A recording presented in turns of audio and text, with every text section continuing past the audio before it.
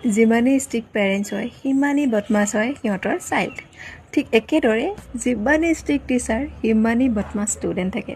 এতিয়া নাৰ্ছিঙত clinical posting হ'ব, টিচাৰে ক'ব case presentation, case study, case book চব কৰিব লাগে আৰু ধুনীয়াকৈ পেচেণ্টৰ ওচৰত গৈ ভালদৰে হিষ্ট্ৰী ল'ব লাগে।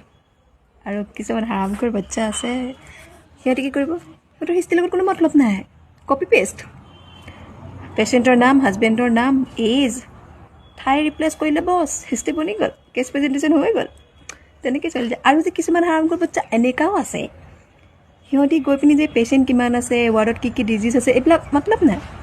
গৈ এপইণ্টটো পিন্ধাৰ লগে লগে এইটোৱে মাথাত আহে, আজি কি খাম, কি অৰ্ডাৰ কৰিম, কেণ্টিনত গৈ চাহ চিংৰা খাম নে চিকেন পকৰা অৰ্ডাৰ কৰিম, এইবিলাকেই হৈছেতো। সেইটো কাৰণে মানে ৱাৰ্ডত গৈ পিনি মানে কি পেচেণ্ট আছে কি কথা সোধা থকা নাই, পেচেণ্ট কিমানটা আছে আগতে আনি বাইদেউহঁতৰ পৰা সুধি ডায়েৰীত লিখি থয়, ঠিক আছে।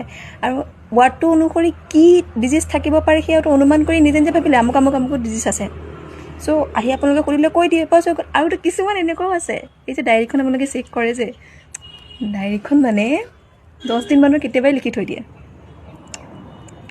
এইবিলাক মানে আজিকালি বাচ্ছা বহুত টেলেণ্টেডটো, আপোনালোকে অকণমান বেছি ষ্টিক হ'ব লাগিব। এই ভিডিঅ'টো আপোনালোকৰ কাৰণে মেইনলি, গম পাইছেতো। এনেকুৱা হাৰামখোৰ বাচ্ছা আছে, পূৰা নজৰ দিব সিহঁতক।